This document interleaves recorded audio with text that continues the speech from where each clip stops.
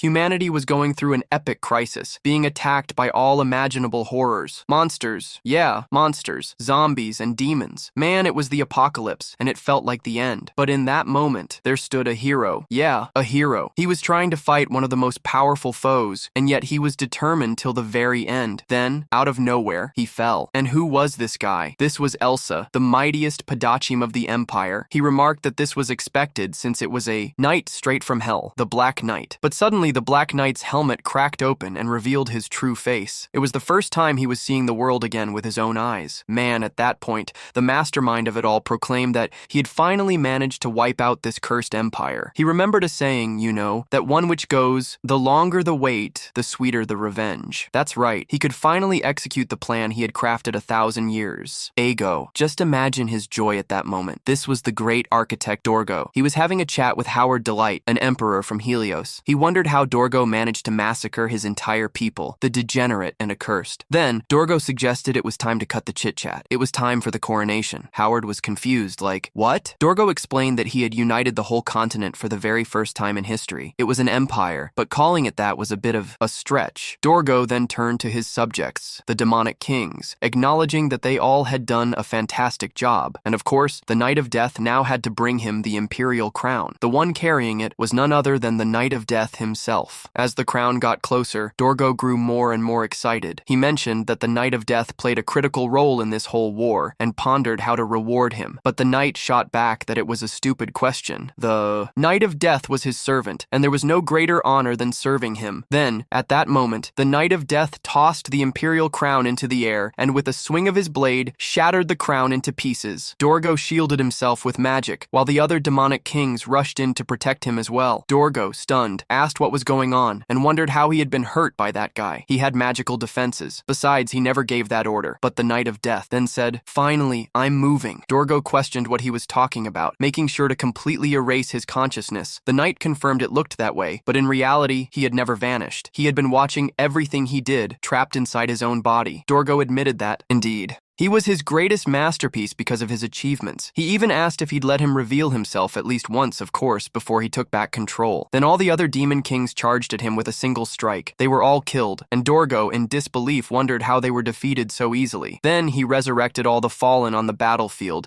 creating an army of giant zombies. But the Death Knight just ordered them to stop and commanded everyone to surrender. In an instant, all the zombies were annihilated. Dorgo thought it was impossible. He had created a monster as powerful as a god. He told the knight that he knew he must be furious. He really understood because he'd felt that way too. But he thought the knight still hadn't won. Even if this body was destroyed, he'd just move into another vessel. So he planned to take control of the Death Knight. But the knight had been trapped in his own body all these years. The Death Knight could sense that all Dorgo had thought about during that time were ways to kill Arclight. Then he prepared his ability and revealed that he had created a sword technique that could even sever his soul. Dorgo thought that was dangerous, but he had no idea such a technique existed. Before he could react, Dorgo was split in half, body and soul. After the strike, he was relieved to still be whole. He said a technique like that didn't exist, but the next moment, he literally vomited out his evil soul. After dispelling all the demonic energy within him, Architect Dorgo exploded and died. When his skull hit the battlefield, the Death Knight sent it back to hell and crushed Power's skull, who, dazed, asked what was happening. Then, in an instant, the knight fell to his knees and declared that it was over. But there was one last thing he had to do. He needed to apologize. But the only way to find his family was through death, so he took his own life. Soon, the knight woke up, seemingly hearing Luisa's voice. He thought he'd at least see her before going to hell, but he questioned, why do you look so young? He asked if he was trying to be polite before their father found out what he'd done. Luis reassured him that it was all good, he could rely on his older sister, but warned him that it was going to rain, so he should come inside. She ran back home, but Dorgo was sure he had destroyed that mansion with his own hands. He wondered if this was all a dream, or if everything that had happened was just a dream. Soon he would find out. Then he picked up a little twig and said it would do, using his fencing technique on the stone with the twig. He said it was insanity, and the very next second, he obliterated the stone with a stick. Dorgo nearly lost it. It couldn't be real. When it started to rain, he realized this wasn't a dream. He really had gone back in time. Everyone began to explain that Dorgo had a special talent, a talent for ruining his own family's honor. He remembered his father saying he'd completely lost it, not just from starting a fight at the bar, but also after getting drunk. His dad asked if he wanted to tarnish the family's honor even more than he already had. The truth was, he always dragged everyone down who crossed crossed his path. That was his legacy. Then our hero's mother got curious and asked why he had taken all that money, the money from the family land. But the truth was, Damio had a special talent. He had managed to lose all the family's properties, and as a result of that talent was exiled from his family. But at least Louisa and his older sister had given him some money before they left, even after he ruined everything. That day, our hero ran and finally escaped from his family. For the first time, he understood the weight of guilt and shame. But then the crazy thing happened. He went back to the past. Before he died, he said he had to apologize to his family no matter what. He managed to go back in time. Maybe that was a divine miracle. Looking back, he thought maybe that was what allowed him to use that technique called the shockwave. This technique amplifies the impact of any strike. He had unlocked this ability several times after killing a knight known as the Castle Wall Destroyer. Just then, someone showed up calling for young Master Damio. He remembered this guy was the family's servant. Like, he didn't recall his name, but asked if he was Viter. Viter confirmed and said the patriarch was absolutely furious with him. Then Damio asked what he had done this time. Viter had no clue what could have happened. When he got home, his dad had already started yelling. This was in the Viscounty of Raxon, where Damio's dad, in addition to everything else, had already tried to shove a sword down his throat, asking if he had lost his mind. So, he caused a drunken uproar at a bar and got kicked out. But Damio's mom and sister were holding his dad back, who was, of course, completely furious. He quickly thought that the more he messed up, the more he'd destroy the family. So, Damio questioned if he really wanted to ruin his family's honor. They asked if he was planning to kill Damio. They said their dad was going crazy, but Damio, of course, thought it had been a while since he'd gotten that lecture. The myriad lectures from his mom and sister. They were Paul Osborne Rexon, Marilda Rexon, and Louisa Rexon.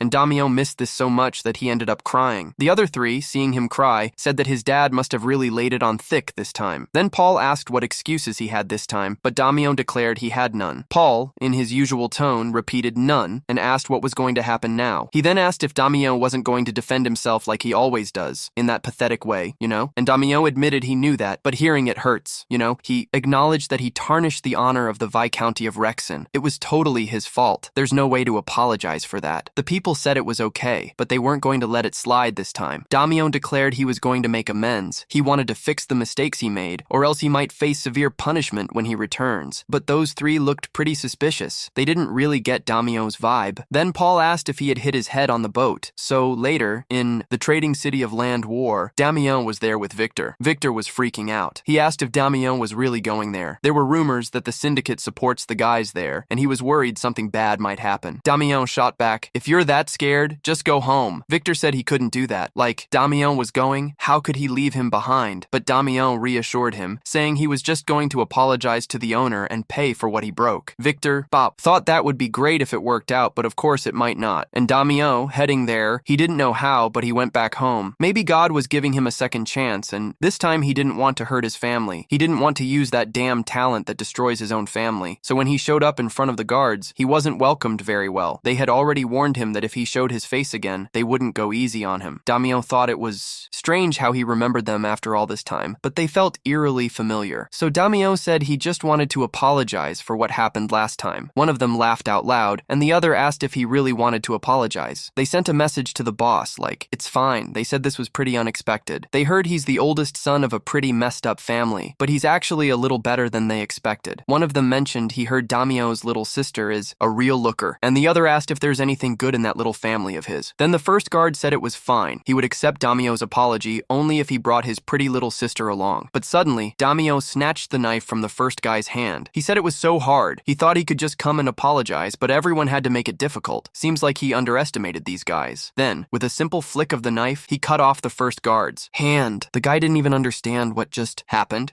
But when he felt pain, he fell to the ground. Damio then commented that he was about to show what the eldest son of the Direction Viscount was capable of. Meanwhile, Victor, down the alley, terrified, thought that Damio would get it right this time, but of course he was mistaken. At that moment, more people began to show up, saying a fight was going down. But the other guy said he didn't want to see that, and the long-haired guard asked how he used that. He didn't even know who they were. Damio didn't care. He just wanted to finish his business. But the guard said, nobody gets away with messing with them, the Black Cobra. Then, Damio finally remembered the Black Cobra, a crime organization that's been expanding with a lot of influence in land work, and this was one of the bars where he got kicked out just for complaining about the food, which, by the way, was really bad. That dude suffered, got beaten up by the same guys who were there, and worse, they beat him up in front of a crowd that just watched. It was supposed to teach him a lesson, you know? Now that Damio thought about it, he realized he should be the one getting an apology, not the other way around. Can you believe it? So the guard, all curious, asked why the hell he was smiling. Now, the guard made it clear he wasn't going to go easy just because he was noble. When he charged in, the scene went like this. Damio barely even tried to dodge. It was easier than taking candy from a baby. He just stuck out his foot and knocked the guard face first into the ground. A nasty fall. Damio then calmly walked over and said that, to be honest, he should kill him. But as a good samurai, he chose to resist the temptation, all for the sake of his family. Then, like a surgical strike, he stabbed the guard in the leg so he couldn't get back up. But don't worry, he left the bastard alive. Then suddenly more people showed up. They looked like mercenaries too, and one of them asked who the hell that kid was. Then, what seemed to be the leader of the guard started wondering if he was from another organization and asked where he was from. Damio, totally relaxed, said no, he was just here to apologize, really, but then he realized he should be the one receiving an apology. Can you believe it? So he calmly asked that man if he could take him to him. The blue-eyed man replied that he had no idea what he was talking about, but honestly, he didn't need to say anything. The thing was to get the guy out of there by force. So the man sent the 3 guards after Damio, thinking they were so annoying. Then, in the blink of an eye, Damio took them all out. It was lightning fast, guys. Using just the knife, he moved faster than an arrow, and the guard leader, poor guy, was absolutely shocked by what that kid just did.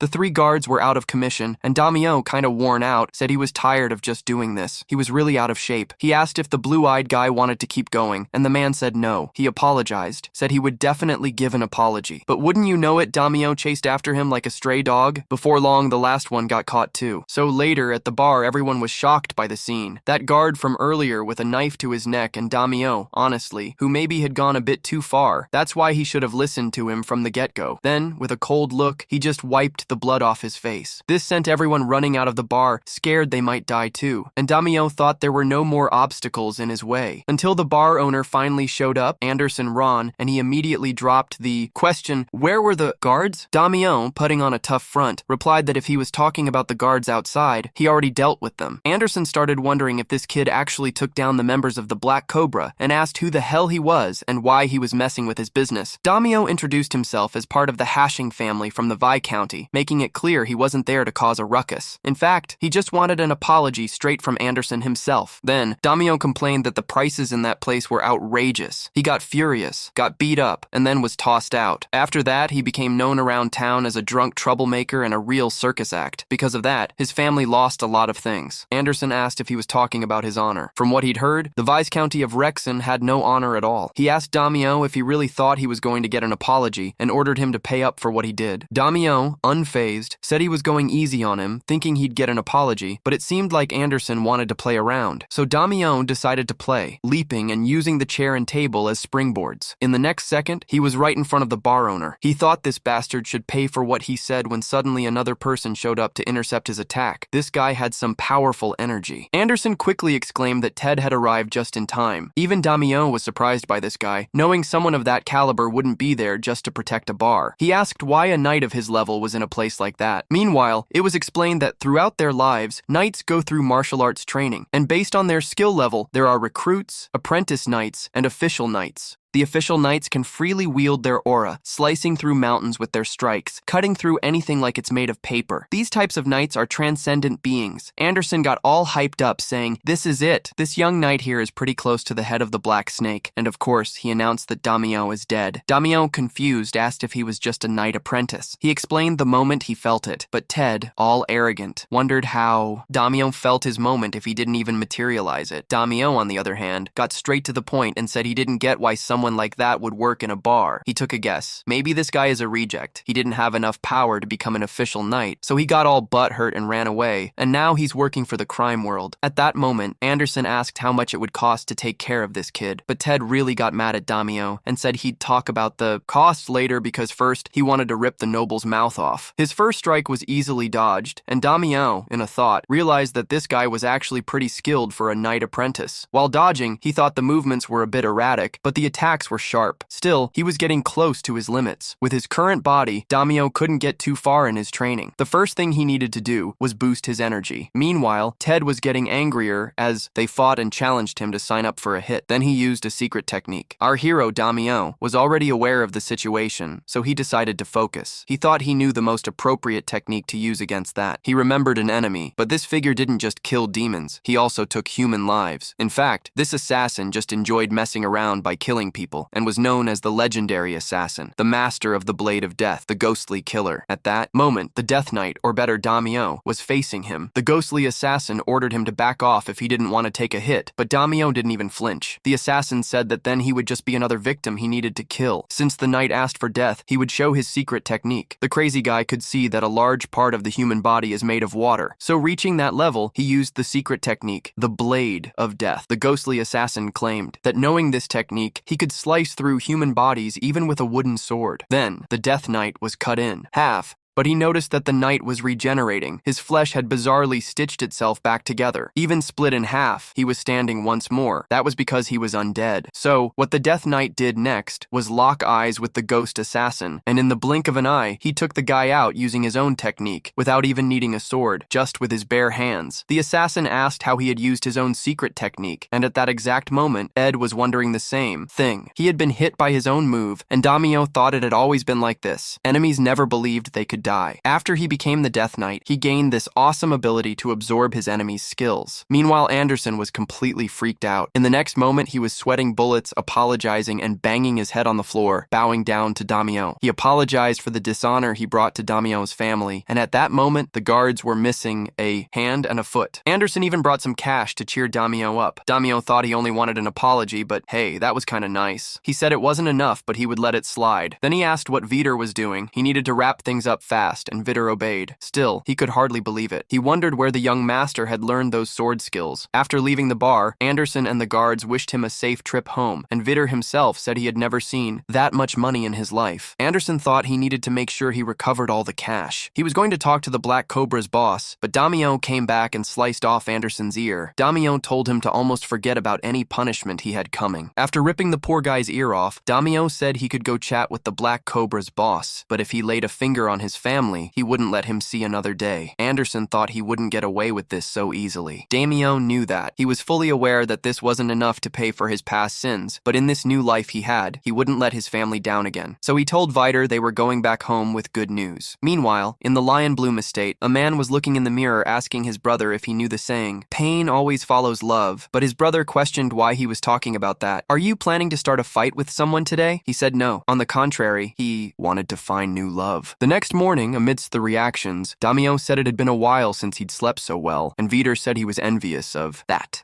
He was so worried about what happened yesterday that he couldn't even close his eyes. He kept thinking about the arms that went flying and the legs too. Damio said things went a bit differently than he planned, but they managed to get a good payoff for it. The most important thing is that the rumors are gonna spread. They'll realize it's not smart to mess with the Viscount's family. From now on, they'll take their family more seriously, and who knows, maybe even his reputation as the Viscount's kid, which doesn't mean much. Victor hadn't thought about this before, but Damio definitely knows what he's about, considering what a slacker he is. In that case, Victor agreed. Honestly, it was all pretty concerning. He himself is the Black Snake. It's not the members who are the street criminals. As soon as they saw it, they even hired a squire. But Damio said that no matter how dumb they are, they'll never go after a noble family. Even if they do, Damio will handle it. Victor admitted that actually, Damio's sword skills are way better than he expected. He asked where Damio learned to use a sword like that, and Damio said he trains from time to time. At that moment, Poe showed up yelling for Damio, asking where he'd been all day. He was missing in action. He asked if he'd caused any more trouble. Damio told him not to worry. He'd already dealt with the mess he made yesterday, and asked Victor to show him the reward he brought back. Then Victor opened up the bag full of cash. Marilda was so overwhelmed by the amount of money that she actually fainted. Damio commented that he went to apologize at the bar, but honestly, the math was off, so. The bar owner gave this to him as an apology. Poe asked if it was true and if he could trust him, and Merida said it has to be, right? Where else would he get that much cash? Damio said Victor could confirm. In fact, he already winked, and and Victor nodded. Damio asked if they believed him now, and that's when our hero, Victor, started to think that the young master might actually be a liar. Right after that thought, we cut back to the action. Meanwhile, there was Damio going full speed, running through the mountains. Our boy hadn't run in a long time, but he still felt out of breath. He realized that his body was weak and slow, and man, with so much to do, he noticed that this body just wouldn't keep up. Luckily, moments before, Anderson had given him this little thing here, a cool tonic created by an alchemy academy. This crazy tonic boosts alcohol energy like crazy. Damio immediately asked what this alchemy academy was about. Anderson replied that it's a group of alchemists specialized in making this type of tonic, and Damio instantly remembered that tonics are exchanged for precious stones.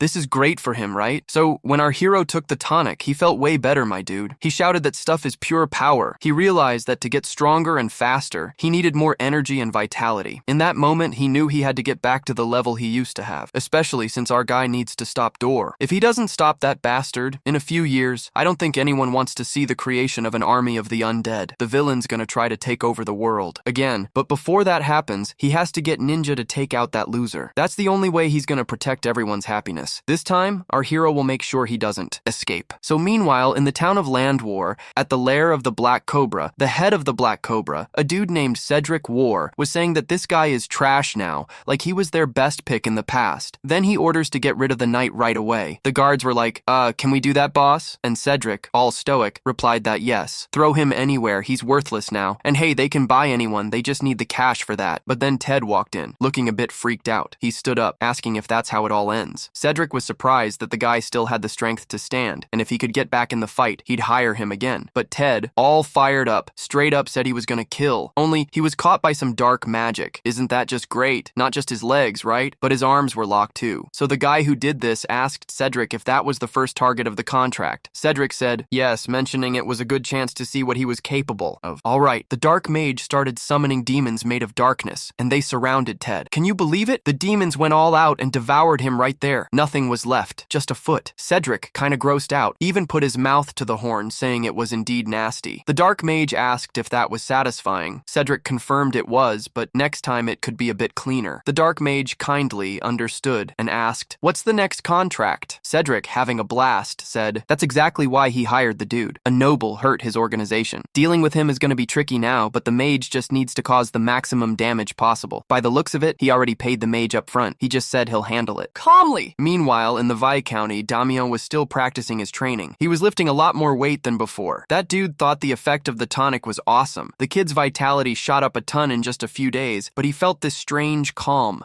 Because it seems like nothing happened, he thinks the black snake is coming after him. That's not great news, right? But suddenly he spotted someone hiding in the bushes and thought it must be someone from the black snake. When he grabbed the person by the neck, he found out it was his brother, Abel. Abel, all fired up, commented that he had gotten a lot stronger and almost broke his neck. He was so pumped up. In that moment, Damio remembered that in his past life he really did lose a hand, so he offered his hand to his brother as an apology. But Abel kept it real and didn't accept the apology because he didn't come there for that. He went back to that tavern, but not to say he was sorry. He ended up finding out that a fight went down and people got hurt. Damio insisted that wasn't true. He was the one who actually did it. Abel, not buying it, said it was a lie. How could he have hired someone? Damio defended himself, reiterating that no, he wasn't lying. He was the one who did it. Abel, standing firm, said that he could fool the whole family, but not him. He told Damio to stop causing more trouble. They've already dealt with enough chaos. Then Damio, wanting to cool things down, gently patted Abel on the head, thinking his brother has always had that straight-to-the-point personality. Abel cares the most about this family, more than anyone else. But quickly, Damio said there was no need to worry. He wouldn't cause any more problems. Just then, Viter shows up with, an urgent message, saying something terrible has happened. When Damio enters the living room, he finds a man sipping tea and eating cake. But this guy wasn't a pleasant visitor. The man said Damio arrived just in time. He was talking about what happened earlier and apologized for dropping in unexpectedly. It was his dad who found out, so he didn't have a choice. Damio thought he didn't remember clearly, but had a feeling he'd already tangled with this guy before. His name is Lion Bloom, a name to remember. Then the scene shifts back to the past. Damio recalls what happened. Elon asked if he remembered the last social party, clearly trying to provoke Damio. He apologized in case Damio was offended, to which Damio replied it was all intentional. But it wasn't enough to just talk behind his back. He was also pretending to be nice. Elon, playing it cool, said Damio was drunk, that he never said such things. Whispering in his ear, he questioned what Damio Damio would say now to try to convince everyone. And the truth is, no one was going to believe him. Damio thought maybe he should have resisted back then, but instead, he swung and landed a punch right in Elon's face, knowing that was the plan all along. And man, for a guy who's practically an apprentice, getting punched by that guy is really something else. Our hero, Damio, just wanted one thing, to put an end to his reputation. That's all he wanted. Then, that dirty Elon chimes in on the embarrassing story circulating around, but somehow he also reveals he's had his eye on Louisa for a while now. And yeah, he wants to marry her. Of course, he needs Pooh's blessing first. Everyone's completely shocked by this. Damio, meanwhile, remembered that this isn't the first time Elon has pulled something like this, recalling the guy's crazy past. And it doesn't stop there. He also threatened Damio's family to get an upper hand in this situation. Elon is finally back in action. Now he's suggesting that all of this might help tone down the scandal Damio experienced, the disrespect he suffered. Some think that detail should be left behind, but people are pushing back, insisting they can't let that happen. Louisa is already engaged. There's no going back. So Elon asks how they're going, to take responsibility for the insult he received. He wonders if the Viscount's house can really face his family's wrath. Now, a decision has to be made, so it has to be paid for one way or another. Pooh thought about how the Lion Bloom family is one of the most influential noble houses in the Apple Kingdom, but he'd never let his daughter go to those damn people. In the meantime, a strong light shows up. Dada accepts the proposal, and Pooh, totally confused, asks what she's talking about. Abel suggests there's gotta be a different way, but Damio, again, feels torn, like he's betraying his own family. But Louisa reassures him it's all under control. She's willing to leave with him. Damio, in turn, thinks it's all his fault. He caused this whole mess. Now we're back in the present. He's done it. He wanted to say how smart Louisa is. That's why he likes her so much. He's already sending someone to get her, all formal and stuff. He believes they can discuss the details later. Out of nowhere, Damio shows up in front of him and throws down a challenge. Damio thinks he can't stand that son of a bitch any longer. He's a real bastard and is determined not to let his sister's life get ruined again. And then, amid this tension, Damio whispers something. Elon, in turn, asks if he has something to say. Damio continues by telling him to go to hell, but that was just the beginning. Damio decides he's not just going to stand by and listen. He charges and lands a punch right in Elon's face. The guy spat blood immediately. It was a solid hit. Elon is thrown back. He can't take that unbearable kid anymore. He feels guilty for what happened to his sister. Right now, he thinks it's because of him, that Louisa is a victim of that scoundrel, Elon Lion Bloom, and because of that, he won't forgive him. And that's how he landed that punch on that little snob. The guards from Lion Bloom showed up and immediately started asking how he dared to attack their young master. Elon didn't hold back and called Damio out, asking how he could hit him in the face. Damio just laughed, saying he didn't give a damn and wasn't scared of dying. Elon, pumped up, pulled out his sword. The guards, trying to settle things down, passed the ball, but Elon wasn't having it and told them to get out of the way. He threw a guard aside with a punch, saying he could handle himself. Damio felt the situation was getting serious, and Louisa, scared, thought Damio was about to get beat up. She started begging him to stop, but Damio, calm as ever, said he'd handle it. He thought he wouldn't let his family take the fall for him and made a challenge, a sword duel. Honestly, Elon thought that wasn't the answer, and said Louisa had already agreed to his proposal. Damio shot back that was just a dodge, and that Elon was only afraid of losing to Aaron. Elon, now turned into Aaron, thought he was a damn fool who thought he could brag because he landed a lucky hit. He had no reason to refuse the challenge, so of course he accepted it. Later, they were all set for the duel. Marilda, Damio's mom, suggested it might be better to stop everything. Everyone and Abel were confident. If Damio was so sure, he must have a plan. But there was no turning back now. Erwin, already considered a knight, was sure his brother wouldn't win. He asked if they could start, but how was Damio planning to fight without a sword? Damio said not to worry. He brought a weapon, but don't be fooled. It was a fork. His family was horrified. Louisa almost had a heart attack, and Evelyn, smiling, said Damio must be crazy. But it didn't matter. Damio concluded he'd take it easy and wouldn't kill him with the first hit. On the first move, he managed to dodge, but still missed. Erwin used his technique, Lion's Roar Sword. The impact created smoke on the battlefield, but all of Erwin's quick strikes slipped past Damio. He was unscathed. Even Evan's guards were left open-mouthed. Evan was just wondering how Damio pulled all this off. Damien was dodging all the strikes, thinking it was good he had trained beforehand, but he already knew Lion Bloom's technique. After that fight he thought about his death match against Michael, but realized Evan wasn't on the same level as his brother. That just made Damio furious, asking if he had been lucky so far, and he just laughed. But for this, he wouldn't be able to dodge at all. Damio noticed Evan was using his aura. Dodging would be a tough challenge. At that moment, Evan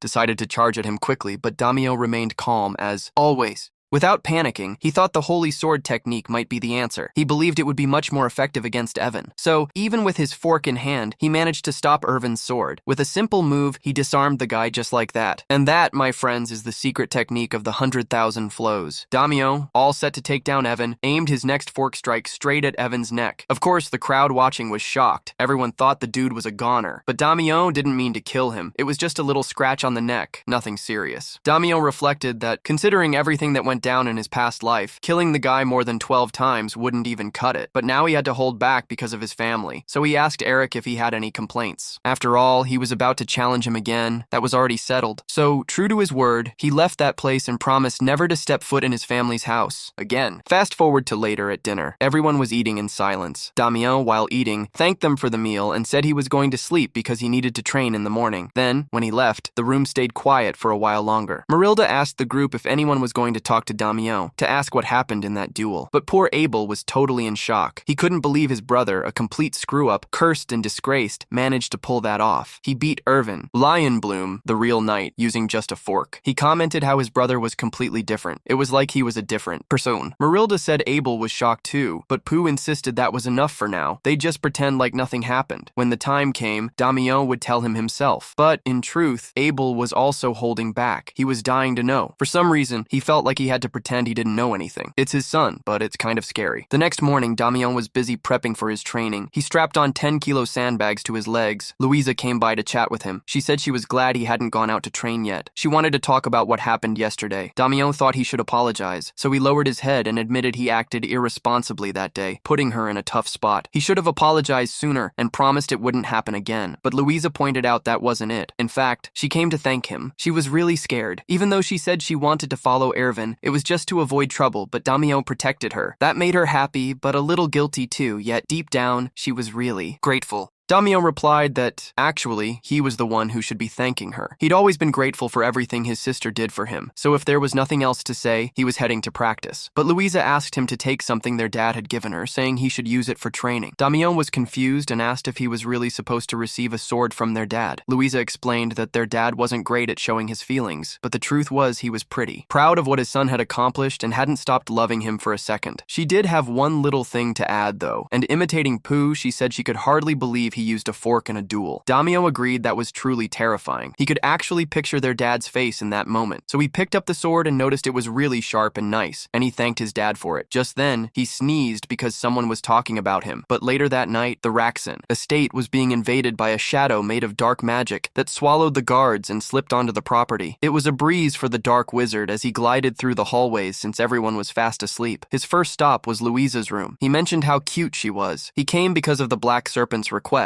but found something much better. Just then, Damio challenged him, asking what he thought he was doing. The wizard said he sensed a strange presence and felt the need to check it out. A weird guy was inside his house. The dark wizard thought he had put everyone to sleep, but was surprised that this kid hadn't been affected. Damio hadn't even sensed his approach, so the wizard turned around, ready to attack. But Damio dodged. The wizard asked if he was Damio Raxon. He replied that he was, and it would be good to introduce themselves quickly, because they were going to have a long conversation ahead. Just then, the guards outside heard the commotion from within. The wizard thought his wife must have woken up. That would be a problem if too many people saw him, so his only option was to escape. He turned back into a shadow and slipped out the window. Damio wondered if he had lost the guy, but the dark wizard left some traces behind as he fled. The stable crew was in total shock. They reported that the most expensive horse had died, and how were they going to break that news to the Baron? It was a complete disaster. They were in deep trouble. Then, Damio showed up and startled everyone. He told them not to panic, that he just came to confirm one thing. He wasn't blaming them for the horse's death, but he needed them to step out of the stable for a moment. After that, he started following the traces of the dark magic left behind, and that's how he found the dead horse. He had no doubts. That chaotic, cursed aura was dark magic. That meant the guy was a dark wizard, and apparently, his family had no clue. Daniel thought it was better this way, avoiding unnecessary worry for everyone. He noticed more signs of dark magic as he followed it to a cave. Inside, the wizard was pretty happy. He mentioned that idiot chief of the Black Cobra is a total jinx, and that he brought everything he asked for, just to change things up, without even finishing the mission. He said he really just wanted some ingredients for a curse, but it seemed like this guy supplied a huge stockpile. Then, out of nowhere, he mentioned he must be getting old taking on cheap jobs like this. He figured he had no choice since the cult members were trailing him, so he'd have to lay low for a while. Right after that, Damyeon chimed in and said that was pathetic, and exactly why he won't be around much longer. Hakan wondered how the hell he found him there. Damyeon, always in good spirits, joked that he came because he could smell his crap from a mile away. The wizard shot back that he heard Damyeon got into a fight with the Black Cobra, so it looks like he's not just some noble kid messing around in the city. Damyeon said he was just on high alert and asked if the wizard was hired by the Black Cobra. The Dark Wizard confirmed and said his job was to hurt Damyeon and his family as much as possible, but Damyeon admitted that was sad. Out of all the jobs he could pick, he went with this one, and now he's gonna die. However, the Dark Wizard remarked that he found Damyeon very interesting and that mere torture wouldn't be enough. Damyeon replied that might be a bit tricky. He explained that he made a vow for this life and decided not to kill people he didn't have to, but there's an exception for worthless Dark Wizards. This kid's no pushover, but even so, he won't escape him. Just then, Damyeon, like a true ninja, easily dodged all the magic and, in response, sliced the Dark Wizard in half with a single strike. But of course, that wasn't the end of him. He transformed back into a shadow and his body was regenerating. Damyeon thought this guy was pretty skilled to snag such a cheap job. The wizard claimed that kind of attack wouldn't work against him. Damyeon then replied that in that case, he'd just cut him down until he turned to dust, and he stabbed that shadow over and over again. The Dark Wizard remarked that wasn't too shabby with his arrogant attitude, but still, the moment he stepped into that cave, it was over. Then, the wizard summoned a bunch of demons to attack Damyeon, and Damyeon thought that might be a bit dangerous. The wizard declared that he was going to die. Every inch of his body would be disintegrated and devoured by the shadows in the next second.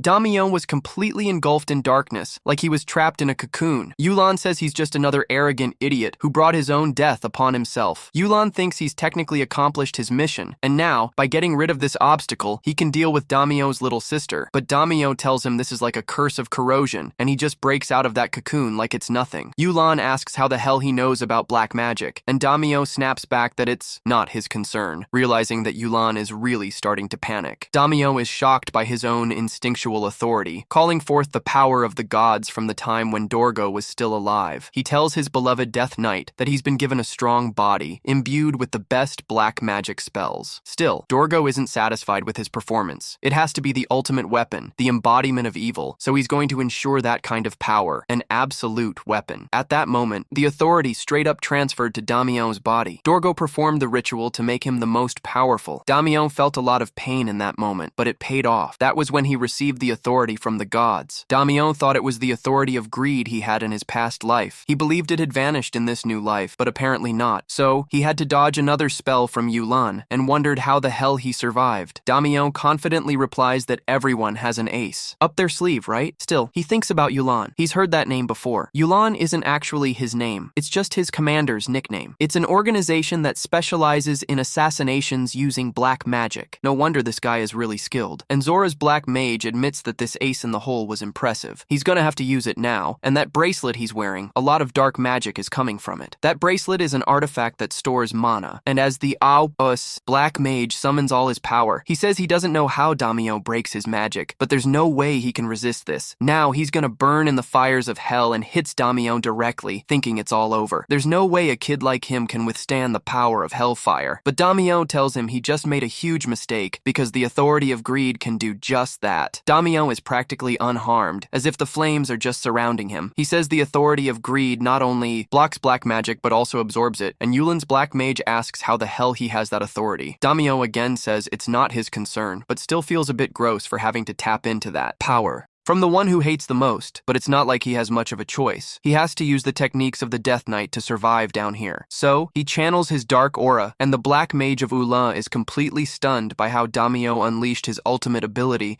the soul-splitting blade, slicing through both the mage's physical form and his very soul. Of course, he couldn't withstand that. Not even the architect of the Orgo could resist when that attack hit the cave walls, which crumbled entirely. Damyeon then says that if the mage wants to say something before he dies, it'll be less painful for him. Our hero asks where the Black Cobra's hideout is. Then, the next morning, right in the heart of the Land War commercial district, Viter, caught up in a curious crisis, questions why he needs to know the exact reason for Damyeon's return to Land War. But Damyeon, totally unfazed, replies to Viter's eager gaze and says that if he wants to tag along, he'll have to keep quiet about the rules. Viter notices that Damyeon's expression is calm, but the book he's reading is pretty creepy. He wonders why Damyeon is reading something so terrifying. Damyeon, almost scoffing, asks asks if it really matters. The bastard explains that this book is about black magic. He reveals he got the book recently after killing some scumbag. Veeder, with a tone of disbelief, argues that even a dummy like him, who barely knows how to read, understands how dangerous a book like that is. But then, out of nowhere, a strange smell wafts through the air. Vitor wonders where that's coming from. Finally, they arrive in the city, and Damio, holding a bag that reeks terribly, asks Vitor to hold it. Vitor, all curious, asks what it is. Damio, with complete nonchalance, reveals it's a human head. Veeder freaks out, telling him not to joke around like that because it's not funny. But when he opens the bag and sees the head, of course, he goes into shock. Damio, watching him, tries to calm him down by reminding him that everyone is staring. Veeder then asks who that person is. Damio says he'll explain the details later. First, he needs to take care of something. Veeder has to deliver the head to the address Damio gives him. This way, they won't have any problems later on. Veeder wonders what he means by later on. At the Black Cobra hideout, Damio finally finds them. He criticizes the damned gangsters for setting up a hideout right in the middle of the city. Damio asks if they're idiots or what, introducing himself as Damio Rex from the Racha Viscounty. But one of the guards realizes he's the guy the boss was talking about. Damio asserts that they apparently already know who he is and that he has business to settle with the Black Cobra's boss. He then demands they step aside. The guard asks if he wants to pass. Fine, he can go. Ahead. Damien, caught off guard, remarks how surprisingly calm it was, but then another guard grabs a flare and shoots it into the air. Now he's in deep trouble. In the next second, reinforcements have already arrived and he's completely surrounded. Damien screams that they're going to regret their decision. Meanwhile, the governor of Landwalk, Sebastian Baker, is living the high life, enjoying the ladies and boasting that thanks to Chief Cedric, he can indulge in this luxurious lifestyle. There's Land of Wolf's top knight, Robert, getting drunk. Cedric remarks that if they're having fun, the honor is all his. He feels privileged to be with them, but Sebastian, wanting to get to the point, says they need to discuss some business matters. Cedric hints that the Black Cobra is going to transform the city, but expresses concern that the other governors might oppose it. Sebastian, full of confidence, says he can handle those guys. Robert, feeling a bit down, mentions he can't repay Cedric, but Cedric counters that his job of keeping public order in Landwalk is already enough. He emphasizes that it's not an easy job. Robert, determined, proclaims he's going to drink more. Cedric thanks both of them profusely and thinks that things are about to change. The Black Cobra is going to dominate this city, and everyone will bow down to him. But at that moment, one of Cedric's underlings bursts in with an urgent message, knowing there's a very important report. When Cedric leaves the room and hears everything, he asks what's going on. Cedric starts to wonder if that damn dark mage has failed. He gets the situation and realizes he can leave. Soon, Damien is going to die. If he's at the hideout, he's digging his own grave. Just then, Damien takes another one of his tonics and starts slicing through everyone like butter, taking heads off. Meanwhile, the most powerful are arriving in the city to handle the situation. Cedric, sensing the tension, heads to the balcony to see what's happening. He and a guard are completely in shock. Damien has already taken down all of the Black Cobra's underlings. Cedric can't believe how a kid like this managed to pull it off. He asks the guard if he's sure this is Damien. The guard confirms. He introduced himself. Cedric had only heard rumors of a noble living in misery and had no idea the kid was this strong. He questions whether the dark mage he sent was killed by this kid. He realizes he needs help. The Black Cobra reinforcements arrive. One of them has a magical weapon and says Damien won't be able to block it. He throws a fireball in his direction, but Damien is ready, blade in hand. The guy taunts him, asking if he's stupid for trying to block a fireball with a sword. And yes, he does. Not only does he block it, but he sends the fireball back to explode on the three of them. Damien warns that they should have been more careful. After that, he senses a deadly danger and narrowly dodges a sneak attack. Right in front of him stands a knight radiating power, and then the governor shows up, shouting at our hero for daring to cause so much chaos in the city. He quickly shifts his tone and politely introduces himself as Sebastio Bake, the governor of the Land of the Walk, threatening our hero with punishment. Damien calmly replies, "What are you gonna punish me for? What did I do wrong?" Governor Sebastio, clearly furious, accuses him of trying to take out Chief Cedric, a really nice businessman who's never hurt anyone. Damio shoots back, "Governor, you're hilarious. You're calling that trash a nice businessman? You must be out of your mind." Then the governor turns to his bodyguard and says, "Mr. Robert, deal with this guy. Lock him up now." Robert steps up to Damio, trying to intimidate him, and orders him to surrender. After that, it's off to jail. Damio looks him in the eyes and says, "You're big, but you're not too. Try to arrest me, you bastard." As soon as he says that, Robert lunges at Damio with brutal force. Damio gets distracted looking around, knowing that taking taking down Robert won't be easy since he's still pretty weak after his regression, and you know how it is. When Damião looks back, Robert's already on top of him. Even though he tries to block the hit, Damião is thrown backward, but our hero is used to fighting, so he performs a couple of mid-air spins and lands on his feet, keeping his balance. Still, that hit looks like it hurt, since the force was strong enough to scorch Damião's skin. He blinks again, trying to spot Robert. Then he senses a presence creeping up from behind. Robert arrives asking what he's looking at. In that moment, Damião's eyes widen, realizing that Robert's axe is coming down on him with even more force than before. Suddenly, a hooded figure steps in to block Robert's lethal strike, aimed at Damião. Everyone is taken aback by this hooded being. Robert, shocked, demands that the hooded figure identify themselves, and they do so while wincing in pain from the attack. Then, the figure pulls back their hood, revealing white hair surrounded by a blue aura, and locks eyes with Robert intensely. It becomes clear that the hooded figure is a stunning woman, curvy and absolutely captivating. Everyone gasps in surprise. They recognize her immediately as a paladin.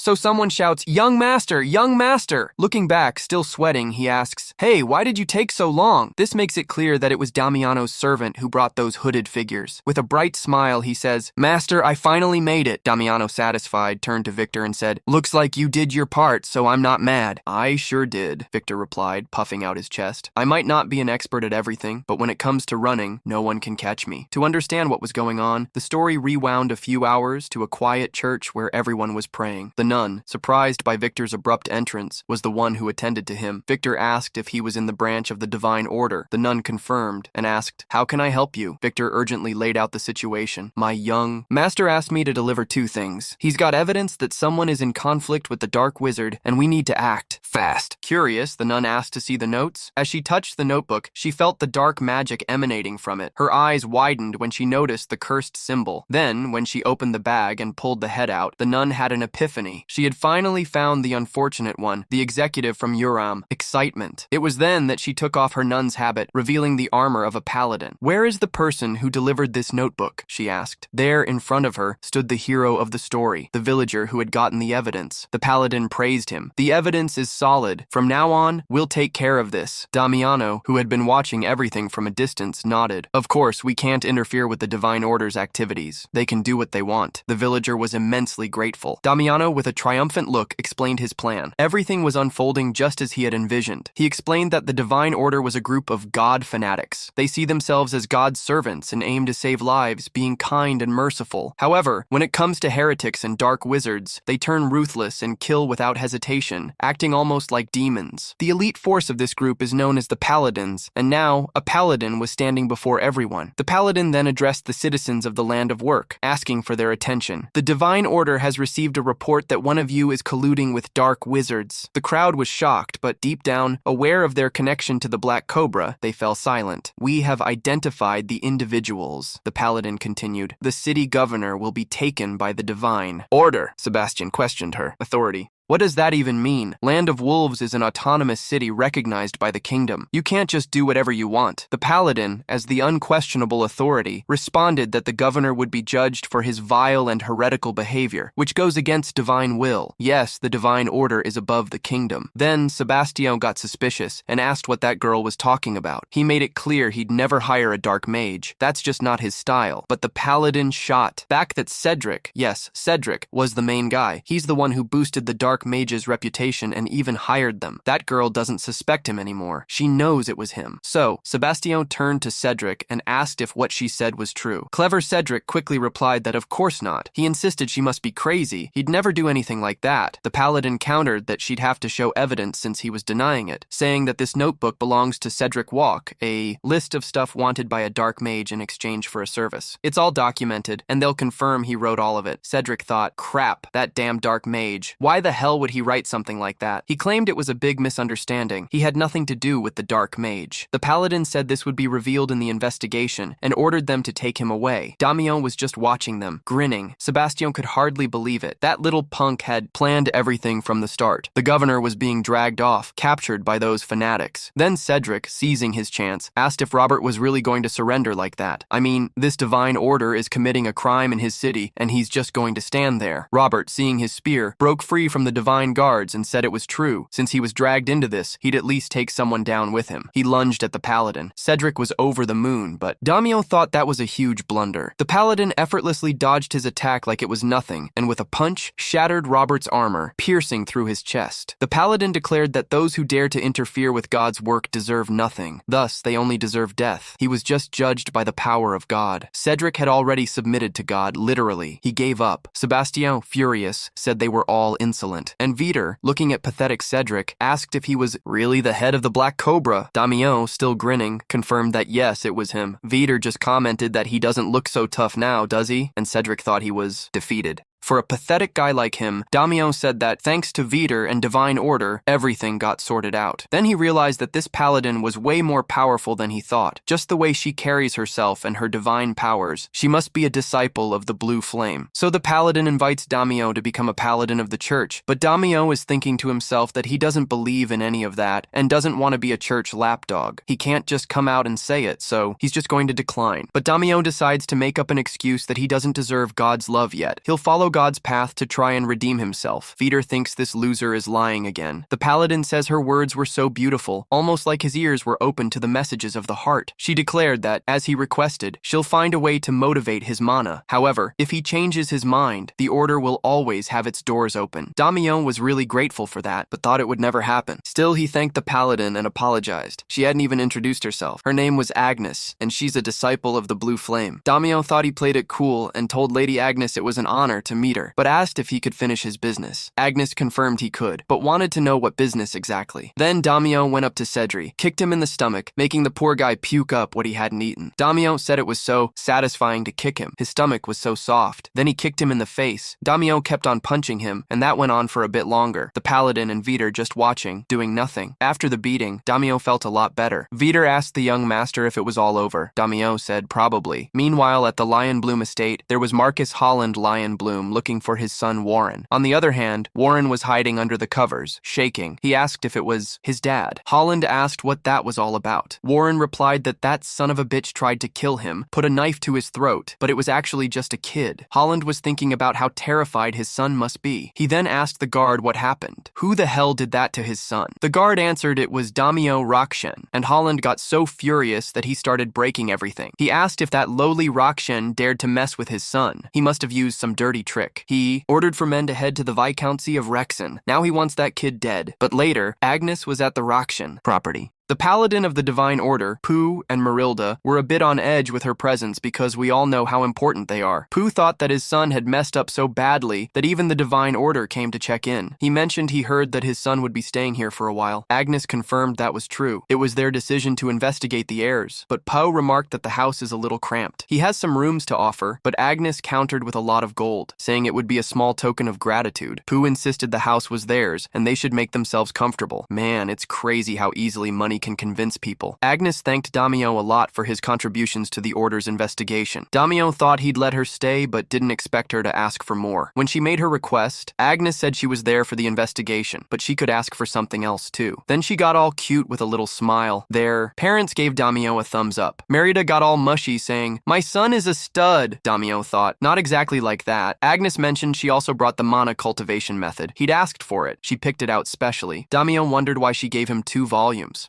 Agnes casually pointed out that one of them is a sword technique. If he only had one training method, Damio wouldn't be able to maximize his power. Damio thought he didn't need sword techniques. He already had his own tricks, but more knowledge is always a good thing, right? So he took the power accumulation art, which he'd never seen before. He'd train with that cultivation method and the sword technique too. Agnes, a bit flustered, said it was really hard to bring those 2 things. It was very, very difficult, especially since she isn't in the strongest position in the order. Damio agreed. She'd been through a lot. Agnes confirmed she really needed the master's authority for it, and then she said Damio is really essential. She asked again if he couldn't be a paladin. Damio apologized but said no. Agnes said she understood. Asking him again would be unnecessary, but if he changed his mind, she was open to it. Damio thought, as expected, these folks are obsessed. Later, the divine hour was inside that cave. The agnostic had done his research. One of the investigators said it wasn't suspicious since the agnostic had escaped multiple times. From what we know, he's selling a cursed school, so He's not weak. He's a very powerful mage. Still, even a high-level mage being defeated by a noble in a rural area doesn't make sense. Another investigator confirmed that we should make a suggestion. It seems really strange. Agnes actually didn't say anything about it. Another person mentioned that we should wrap up this investigation, but then Agnes herself jumped in, saying that we can trust Damio. She gets everyone's suspicions, but he's not lying, that's for sure. Everyone there started realizing that they're all just talking, and honestly, they have no idea how the kid managed to take out Ajito. Out of nowhere, Agnes asks if they're still questioning that. The guy says he just dodged the attack like it was nothing, and points out how he hit the neck. Just like that, it was done. One of the investigators, curious, asks if it was really that simple. Agnes, almost like a detective, says that ultimately, whether he's lying or not, Ajito is already gone. She's also a bit skeptical about his skill, so before dealing with the Cobra Negra situation, she decides to keep an eye on him alone for a while. The guy had already taken down dozens of Cobra guards, and the craziest part, without a scratch. Can you believe that? What shocked them the most were the techniques he used, especially one where he sent a fireball back. Can you believe that? It completely blew the two investigators' minds. They kept asking if that's really possible, and Agnes replied, "Yeah, it's possible. I've heard that the Swordmaster can do that." The investigator is thinking that if that's true, then Damio is really something special. Agnes clarifies that she's not saying he's the Swordmaster, but he's clearly an incredibly skilled individual. The reason she came here was to investigate Yura, but now she also wants to take Damio to meet her master, hoping he could become a solid ally. So for now, they need to set aside their doubts and focus on the investigation. They agree, but in the meantime, a convoy from Lion Bloom was approaching Jackson's territory. The first night, Alves says they finally arrived, and the second, Lavender, asks what that strong smell is. Alves tells him he's probably not used to the countryside. It's cow dung from the pasture. Suddenly, the commander tells them to shut it. That's the official night, Gary. Gary asks if this is the vice county of Roxana, and being totally confused, wonders why the Marquis sent them to this abandoned place. Alves says their mission is to capture Damio Rocha and take over the territory. Jarek, all pompous, says taking out this trash will be a piece of cake. Just then, an old man appears, walking slowly. The warrior calls out to him and asks if he lives next door in Rexon. The old man confirms but asks what's the matter. Without any hesitation, the warrior just kills him. Rip his head off, sure, and then ask how a peasant doesn't respect a knight of Lion Bloom. The warrior told Lavender and Alves he had a great idea. Once they hit the Viscounty, they could not only take out Damio, but also everyone else too. As soon as they entered the territory, the first thing they spotted was the VI, and not long after, near that cave, the Divine Order was wrapping up their investigation. One of them remarked that unfortunately they didn't gather much intel, but Agnes insisted it was all good. Everyone worked hard there. But then, out of nowhere, they all felt an incredible energy coming from Damio. He was cultivating humans using a new method, which impressed the investigators, who commented that it was kinda amazing. Agnes was left speechless, realizing that the energy convergence technique she taught Lord Damio was almost at the final stage. Soon, this method could absorb all the mana around him, but Agnes started to wonder if he had mastered it. When he finished, took a deep breath, and turned to the crowd. Damio asked if the investigation was done, and Agnes confirmed it was. He seemed to have evolved a bit. Damio said it was just a small evolution. When Agnes heard it was tough, she wasn't lying. Even he found it challenging. In his past life, he struggled to master this, but it's still a super useful technique. The Force Convergence Technique, a method for energy cultivation. It was designed to compensate for the weaknesses of the sword style, as it consumes a lot of mana. Thanks to that, the mana accumulation speed of this technique is way faster than Daizu's and can even temporarily store external mana. At that moment, Agnes was all amazed by what he had done. Damio mentioned it was almost dinner time, so they should head home soon. But suddenly he sensed a strong killing intent. He said the worms finally showed up. He warned Agnes that something urgent happened. He had to go, and told her to take her time getting back. Then, he dashed off at incredible speed. Agnes was even more impressed. The investigator commented on how fast that guy was, and Agnes reflected on how he moved so quickly even with so little mana. That showed he had super precise mana control. She wondered what the limits of that guy were. Meanwhile, the knights were beating up Victor. They asked why a piece of trash like him wouldn't just spill where his master was, kicking Victor in the process. The knights said they were underestimating the Lion Bloom, and Victor stood firm, saying he was just protecting his young master. Until Pooh showed up, he yelled to stop this nonsense. The knights mentioned that they must have found the Viscount of Roxane. Pooh then asked if Victor was all right and began to ponder the meaning of the situation. Men who considered themselves knights were attacking someone ordinary like Victor. Jake argued that, considering what the Viscount of Roxane did to the Marquise of Lion Bloom's estate, this was nothing. He clarified that the Marquis wanted Daimyo Roxane and ordered to hand over his son, implying that it was clear the Lion Blooms would retaliate. He wondered what would drive someone to commit such a barbaric act. Jarek, aware of the situation, thought it was obvious he was lying. As soon as he captured Daimyo, he would burn that place down. But Pori insisted that he would definitely not hand over his son. Jerry asked if he was sure about that and warned that regretting it wasn't an option and that there was no other choice. He then commanded his knights to destroy everything in sight. At that moment, someone questioned if the insects had gone mad. It was Daimyo, exuding such a murderous intent that even Jarek felt fear. The pressure was so intense that the knights beside him couldn't move. Daimyo then asked how Victor was doing. Victor, completely battered, really looked terrible. Daimyo questioned if they hadn't been lucky enough already. He reflected that if Victor hadn't received help, he would have already died from the knights' attacks. If Victor were dead, they would be too. Jarek commented that he must be Daimyo. Daimyo remarked that he heard it was Jarek who challenged the young master of the Marquise of Lion Bloom's house. In the end, just another crazy person. Jarek schooled him that he must feel all-powerful and arrogant just because he defeated Irvin. He then ordered his knights to attack Daimyo. However, Daimyo thought he couldn't care less. It was the perfect time to test his new technique. When he grabbed the arm of the first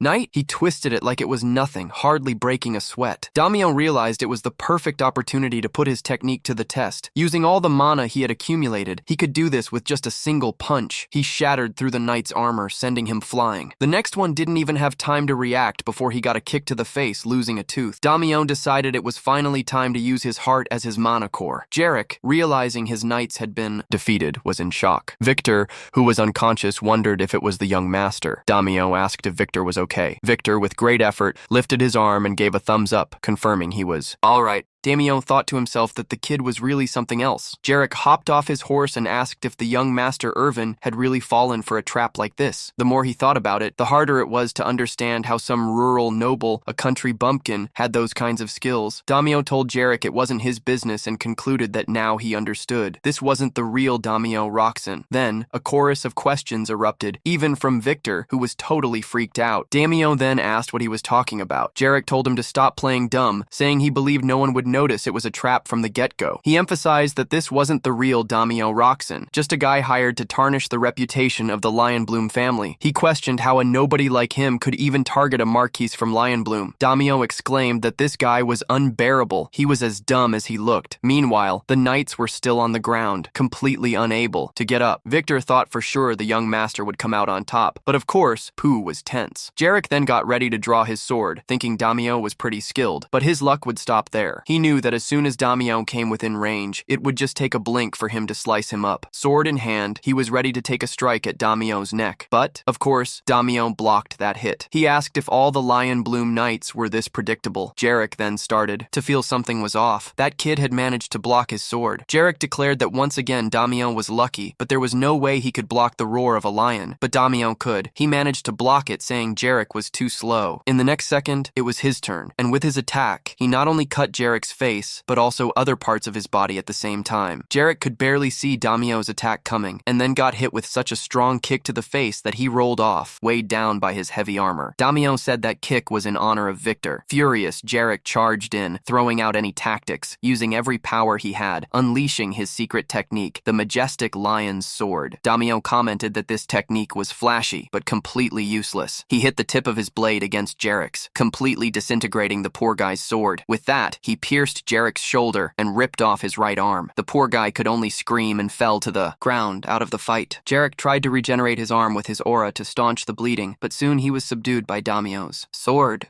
Jarek admitted he didn't know who he was, but he accepted his defeat. He pleaded for his life, asking them to spare him. Daimyo introduced himself as Daimyo Roxane, heir to the Roxane territory. He pointed out that if Jarek was begging for his life, he should have done it sooner and asked if he didn't think it was too late. He also added that he had been violent with his family, and that he was pretty ugly too. Daimyo questioned if Jarek really thought he was going to spare his life. Jarek looked a bit confused about who he was apologizing to, or even what he was really apologizing for. In the next moment, Victor Victor and Pooh were gearing up to beat him up. After the beating, the three of them stood there in silence, not saying a word. Victor asked if that was enough and if they were satisfied. Even so, they suggested hitting him a bit more. Damio remarked that it was good, but if they went on much longer, they'd kill him, so he asked, "What about cutting off another limb or two?" Victor thought that sounded great, but Pooh jumped in, saying that was enough. Angelica then told Mr. Roxane he was wrong and apologized for disrespecting him and his territory. Pooh asked if he really thought a simple apology would cut it. He added that if his son hadn't been enough, his territory would have been destroyed and he would have been tortured. By Marquis Lion Bloom. Desperately, Jerry banged his head on the ground, begging for forgiveness, asking for mercy. At that moment, Pooh turned to his son Damio, who was the one to decide this man's fate. Damio reflected that killing this guy had never been part of his plans. If it had been, he would have done it already. He knew he could handle the Lion Bloom house easily, but for the sake of his family, he wouldn't go that route. If he sent Jarek home like this, just out of the blue, they'd definitely come back, stronger. Suddenly, Agnes appeared on the scene, asking what was going on and what had happened. Damio thought this woman might actually prove to be very helpful once again. So after explaining the whole situation to Agnes, she revealed that she could help him with this dilemma. Thanks to the Roxane family, they finally had the key to find the Dark Wizards of Ura. They decided to make the Roxane house an ally of the Divine Order. Pooh thought this was actually great news. With that, they could avoid a lot of trouble. Then Damio apologized for being so forward, but asked if he could ask a favor. Deep down, he knew this was exactly what he wanted, the church's protection. He said that was no problem, and Damio asked if everyone was listening.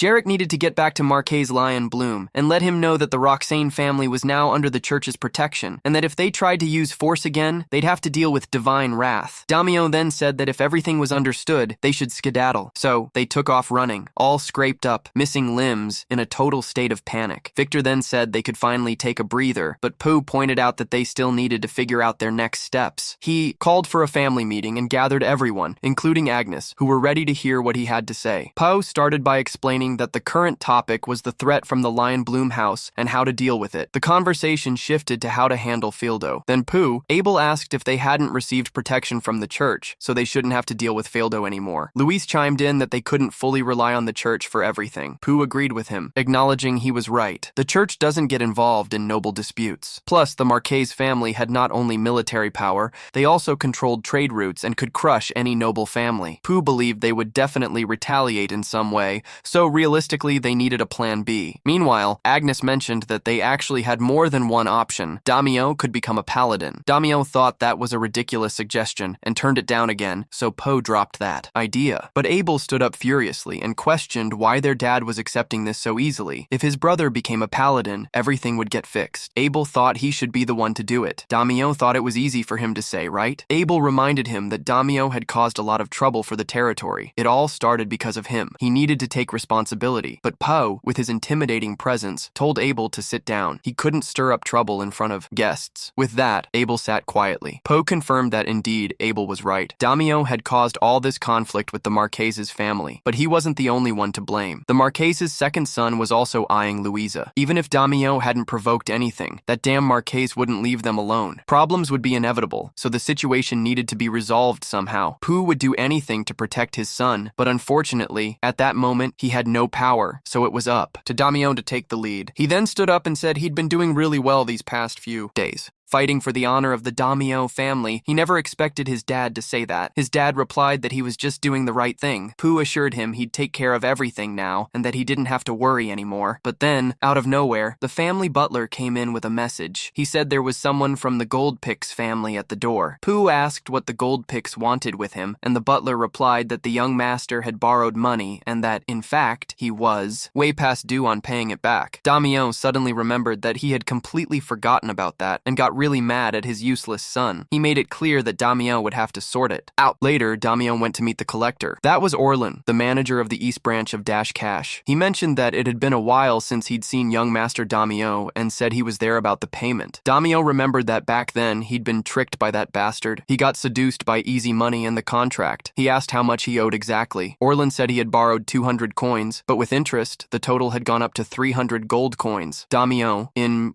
shock, asked, "What do you mean? mean?" He realized he was so out of the loop that he couldn't even remember taking that money. One thing was clear. They were in a really tight spot. If they paid up, spent every last coin, they'd end up broke and on the streets. Orlan reminded him that if the money wasn't paid today, the collateral land bought with the loan would become property of Dash Cash. Damio asked if that wasn't just a formality. Orlan said he couldn't do much since Duke Goldpix specifically ordered all debts to be collected, whether from nobles or commoners. If Damio understood, he needed to bring the money or he wouldn't be able to pay. Damio admitted he couldn't come up with the cash. Orlan replied that he understood. First off, he shouldn't have taken the loan, but he still needed to collect the payment. The guards were ready to go after Damio, and he knew that would happen if he didn't pay. Orlan, meanwhile, loved seeing those arrogant nobles groveling and wondered how that young master would react. Just thinking about it made him really happy. Back at the family, impatience was running high. Marilda told Pooh to chill a bit because at the rate he was pacing, he'd wear a hole in the floor. Louisa tried to tell Abel to stay calm, while Pooh questioned how he could even sit down. The family was on the brink of ruin. Abel complained that his fate was to end up living on the streets. How could he stay calm? Marilda reminded them that Damio had said he'd handle everything. So they trusted the son. Louisa mentioned that Damio had been on the road to redemption lately. Poe said he was really good with a sword, but negotiation and fighting were two entirely different things. However, at that moment, Damio was heading straight for violence. He punched the first guard's head into the ground and quipped that unfortunately,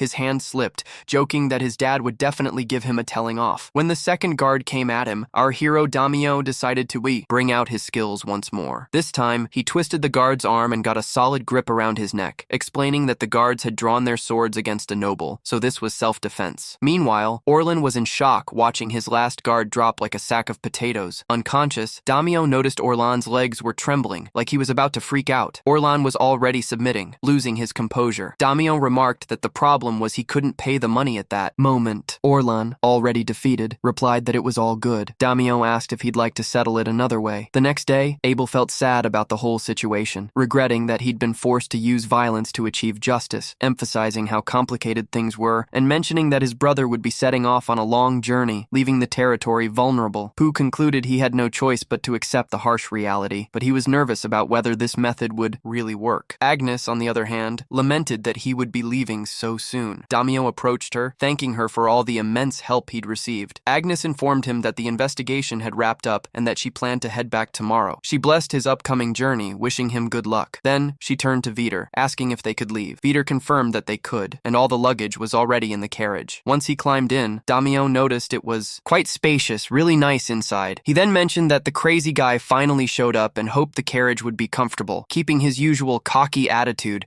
Damio said that if Simon were there, he'd give him a treat. Orlan asked what he meant by that, and Damio told Veter to start the carriage. From there, Damio began his journey to the Noble of Gold Pix. When they arrived, Veter was amazed by the mansion, which looked more like a castle. As expected, it was the wealthiest mansion in the kingdom. Finally, there stood the Noble of Gold Pix. Damio thanked Orlan again, promising he wouldn't forget what he'd done for him. Orlan said he had already informed the Duke and that he could go in through the back. He thought to himself that damn Damio was really arrogant. Feeling like he was treated like a dog throughout the trip, he wished that guy would fall down the stairs and hurt himself. In that moment, Damio told Veter he'd be back soon. He was met directly by Duke Adam Goldpix. Adam asked if Damio was the young master of the Jackson family, which was struggling financially. Damio confirmed this, thanking him for remembering and reflecting that all nobles are basically the same. The Duke then mentioned that he'd heard about Orlan and that they were on the lookout for him, questioning the exact reason for the search. Damio explained that he borrowed a bit of money from his company and that the payment date had come up shockingly fast. In short, he was broke and wanted to pay up another way. Damio was offering a victory against the Lion Bloom family. The shock was palpable. Everyone was left with their mouths hanging open at this unusual proposal. The Duke found it hilarious. Gal Raymerish, the commander of the Goldpix cavalry, wanted to know if that was really what Damio was proposing. Damio thought there was no way anyone from this Apple Kingdom hadn't heard the rumors. A gold mine had recently been discovered between Lion Bloom and Goldpix. Both rival families were already gearing up for a battle over the mine. All of this was happening during a duel tournament where tension was running high. The fight for the gold was just heating up. Our hero already knows what's going to happen. Lion Bloom will win. They'll simply crush Goldpix without mercy. Soon after, Lion Bloom will start ramping up their power like there's no tomorrow, and Goldpix, my friend, will shrink just as fast. In short, if he helps Duke Goldpix win this, he'll come out ahead. We'll clear his debts, but that's not all. He could wipe out the Lion Bloom clan. The Duke then asks if it's true that he decimated Lion Bloom's second son and crushed their commander. Damio confirms. It's all true. Duke Adam gets more interested now. In fact, he's been having a hard time finding a good knight for the duel. Damio then puts himself forward as the perfect candidate for this mission. There's no other low-class knight like him that can challenge the Lionbloom family this way. Adam asks if he's saying he can really take down Michael Lionbloom, known as the genius of this generation. Damio replies that yes, of course he's impressive, but he's much more than that. Then, a restless knight tells his grace that they shouldn't believe what Damio is saying. Rumors like that tend to be exaggerated, adding that Lady Chelsea will be back with a candidate. Better than that, the knight who's saying all this is Ernest. He mentions that he knows Duchess Chelsea went on a long journey and plans to return with a knight strong enough to take down Michael Lionbloom. It's been a month since she left, so she should be back soon. He points out that because of this, Duke Adam should reconsider. The Duke admits that his arguments make sense. The knights really have been getting pretty arrogant, acting like they own the place. Damio wonders why this goblin-headed guy is messing with their plans. Duke Adam asks Damio what they should do to resolve this situation. Damio thinks it might be a test. He needs to prove himself by taking action. He warns everyone that they're making a big mistake. He knows this is the key to defeating the Lionblooms and asserts that Duchess Chelsea doesn't even compare to him. Ernest can't believe he'd say something so ridiculous. Damio then challenges Ernest, saying that if he can block just one of his strikes, he'll show his true strength. Eris questions if this low-tier knight really dares to challenge him. He asks the Duke if he can teach this loser a lesson. Adam thinks this is getting pretty interesting. He agrees and allows it. Later, they're both ready for the duel. Victor asks what's going on. He didn't come to persuade the Duke. Damio replies that persuasion is his style. Victor thinks the young master is in trouble. The commander warns that Enes can start, but the first thing Enes does is tell Damio that if he kneels and apologizes, he'll forgive him. Damio responds that he's tired and just wants to finish quickly so he can sleep. Ernest thinks he's begging to die. He asks if Damio is just going to block one hit, right? And so, the duel is set to begin. This was the bet that put everything on the line. He makes sure to warn them not to regret it later. Then, our hero Damio starts to wonder if maybe he pushed the provocation too far. Meanwhile, Ernesto shouts that he's going to smash his ugly face. He then channels his aura into the tip of his lance, creating a deadly weapon. This attack moves at an incredible speed, almost like a missile. Damio reflects that this was expected from a mid-tier knight, but he convinces himself that blocking it shouldn't be too hard. Suddenly, the lance changes course like a real trick and collides directly with Damio's sword. Ernesto believes he already warned him about what was coming. The lance hits Damio squarely in the chest, and a lot of blood pours out, but he manages to stay on his feet. Of course, Victor is in despair, bewildered. This is impossible. How could this kid have predicted his surprise attack? But Damio, standing his ground, turns to the Duke. He suggests that maybe the representative position is his now. It's not because Victor is hugging him, but blood is dripping. Victor asks if the young master is okay. Damio replies that it hurts. The Duke realizes that he really managed to take the hit, and that's impressive. He starts to doubt a little, but it's true. The Duke now sees Damio as a precious gem right in front of him. So, he declares that Damio has truly proven his worth. As,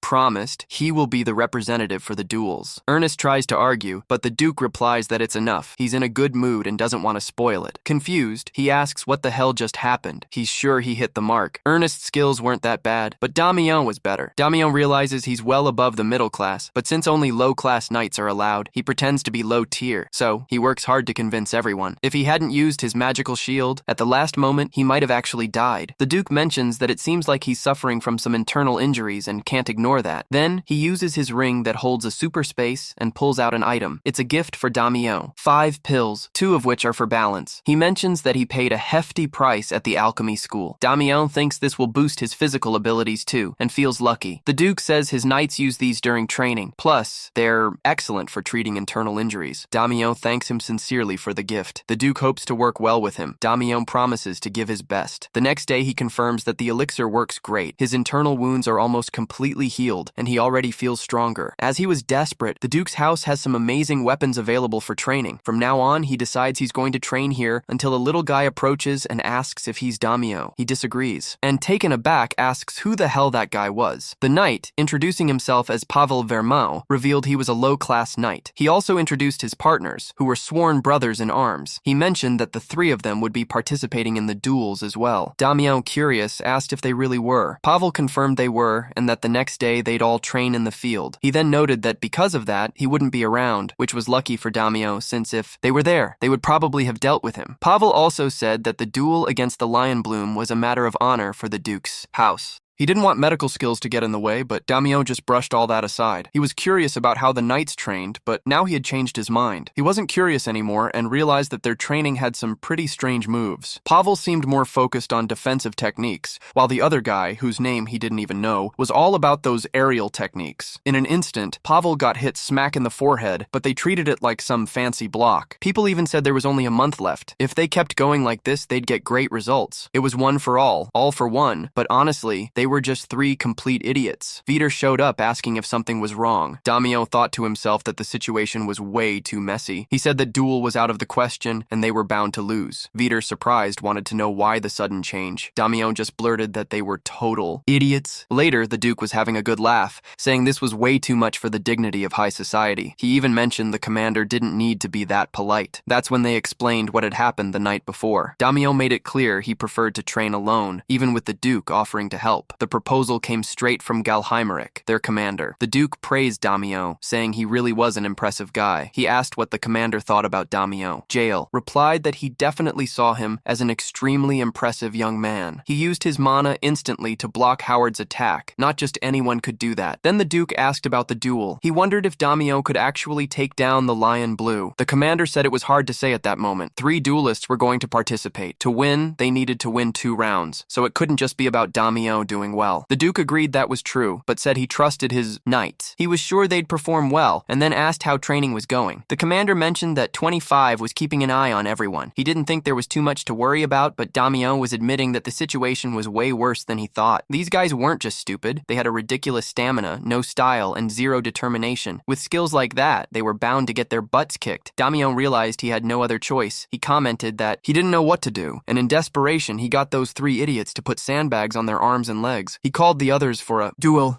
Pablo boldly asked if they wanted to see his amazing skills. Now that's a gutsy move. He decided he would take on the first challenger, but Damio quickly cleared things up. He wanted all 3 of them to come at him at once. Naturally, this only annoyed the others with his arrogance. Without hesitation, they dropped their swords and charged in to throw punches, but Damio seemed totally calm, like something out of a movie. In the next instant, Pablo found himself waking up, confused about what had just happened. The other 2 were still out cold. Damio, with a sarcastic tone, remarked that, as he had thought, they were pathetic. Victor, worried, asked the young master not to pull that kind of stunt again. Meanwhile, Pablo was trying to remember the attack and how it all went down. Then it was explained what went down 5 minutes ago. Yes, they were out for 5 minutes. They all rushed in at once, and Damio, with a swift move, dodged the first punch and knocked out the first. 2 with 1 blow. Pablo was the last to charge. He came in fast, but ended up taking a punch to the face. His body completely froze, and he was out of commission for 5 minutes. He reflected on how Damio easily took them all down. What kind of monster is he? Not a single bead of sweat on him. Damio asked who had been training them all this time. Fabio replied it was the mid-level knight, Vincenzo. Damio pondered the situation seriously. Someone like Vincenzo had been training them, and look at them, so pathetically weak. He thought about suggesting they ditch this training immediately, but decided against starting another scene. So Damio proposed that, until the day of the duel, they stick to a plan. They would duel every day. Pablo warned that if Vincenzo found out they were training with someone else, they'd be in trouble. Damio calmly told them not to worry. Nothing that happened to them would leave any visible marks. When they noticed they didn't have any bruises or even scratches, nothing at all. Damio mentioned he was going to learn a specific technique if they even knew what he meant. He explained that back in the day, there was a man who traveled across the continent with the mission of reforming criminals. He was known as the character corrector, and his method was simple. He'd start by beating the prisoner for an hour. If that didn't work, he'd double the time. They say he once spent 512 straight hours beating someone, but over time, the corrector began to feel pity for the criminals. When they got bloodied, he found himself crying as he hit them. He didn't want to keep feeling that way, so he developed a technique to stop feeling pity. He called this technique the Jaguar, the method he decided to use while training these idiots. The goal was to inflict pain without leaving any visible marks. Our hero Damio makes light of the situation, pondering how exotic those around him are, yet he reassures everyone, telling them not to worry. They have a whole month until the duel championship, and by then Damio is confident he can turn these guys into real champions. So, the group decides to resume training training. Later, soon after, a messenger arrives with an important message for Daimyo. The Duke is looking for him. The reason? The Grand Duchess Chelsea has returned from her long journey. She mentions it's been a while since she saw her father. This is Chelsea Goldpick's finally back. Ernest sighs in relief, thinking it's great that she returned safe and sound. The Duke then informs everyone that it's been a month since she went on that journey, and asks if she brought the knight who will participate in the duel. Chelsea confirms she did, and the knight is right behind her. He introduces himself as Gillian Blackwing, a name that carries the title of the Wild Beast. Some people in the room immediately recognize him and remark that he's the famous Free Knight. They say he fought in a fierce battle for the Renge clan and single-handedly took down all the mediocre knights. The Duke seems a bit impressed. He's heard many rumors about Gillian, claiming he's a true beast on the battlefield, and the Duke can barely contain his excitement. Chelsea mentions that Gillian has sworn loyalty to him and has agreed to join the upcoming bond. He certainly seems more than capable of taking on Michael Lyon Bloom. The crowd murmurs that this might be true. Gillian really is a powerful force. The Duke makes a point to say this is good news, though on the flip side, it also gives him a headache because he hasn't had a chance to present his own knight, who would be Sir Daimyo Roque, the one chosen to take on Michael Lyon Bloom himself. But Chelsea isn't too fond of Daimyo. She asks her father what this means and insists that he should wait. The Duke retorts that he never said he wanted to wait. Chelsea argues that she can change the representative if she wants. The Duke considers this possibility, and she questions if it isn't an obvious choice. She's never heard of anyone named Daimyo. She shows her indignation. Daimyo thinks it's lucky to realize this is the Duke's daughter. As he suspected, she's spoiled. Chelsea throws in Kier, another jab, and the Duke states that it's natural to prefer a Gillian over a nobody. Damiano knows who this guy is, but the Duke disagrees and says that's not true. Dylan might be famous, but Damiano was strong enough to stop a hit from Ernest. Chelsea criticizes him, saying it's just an excuse for him to avoid admitting his skills. She claims he always acts like this, both with her and with his mom. The Duke asks her to watch her mouth in front of guests, and Chelsea apologizes, admitting the fatigue from the trip is really messing with her head. Meanwhile, Damiano reflects on their complicated family relationship and prefers to stay out of it. The Duke informs them that the dual representative will be chosen as soon as he talks to his subordinates. Then, he asks everyone to wrap up the discussion and leave his office immediately. At that moment, Guilherme bursts into laughter and questions if this conversation is for real. The commander notes that the guy in question is pretty rude. Guilherme then argues that in the end, the most powerful one must be the representative. Quickly, he throws out a challenge to Damiano. Whoever wins gets the position. Chelsea wonders what Guilherme is up to and tells him to shut up. However, the Duke comments that technically he's not wrong and asks Damiano what he thinks about it. Damiano realizes he's being tested again, and that sooner or later he'll need to deal with this. He knows he'll have to show some of his skills, and concludes that Guilherme is absolutely right. The strongest should really be the representative. Still, he believes there's a way to settle this without fighting, so he reaches out to Guilherme and suggests a strength competition. Guilherme warns him he won't take responsibility if his arm gets ripped off. Damiano jokes that he's too brutal, and playfully tells him not to cry like a wimp when he dislocates his shoulder. Then Guilherme goes all out, but 1 second later, he's on the floor. Damiano just takes him down. Ernest points out that more important than anything, Guilherme was a knight wielding weapons. Chelsea is intrigued by what just happened. The commander finds it incredible. He thinks Guilherme clearly grabbed Damiano's hand first, yet Damiano still managed to use all his strength against Guilherme. And it wasn't just brute force, but technique, too. Guilherme questions how he dares to humiliate him like that. Damiano replies that it was fair, and honestly, he even held back. Guilherme, on the other hand, declares that this is Damiano's death sentence. Then he pulls out his two big axes. Chelsea tries to intervene, but it's no use. He charges forward, promising to chop that bastard into pieces. But suddenly, a massive pressure makes Gilmore freeze. It's the presence of Commander Jail. He asks how Gilmore dares to draw his weapon in front of the Duke and questions whether he has any last words. Daimyo reflects that this aura is truly impressive and not something you see every day. It's worthy of a high-class knight. Jail says that anyone who respects Chelsea will let it slide this time, but next time, he won't give a half chance. Finally, Guilherme is released from the pressure.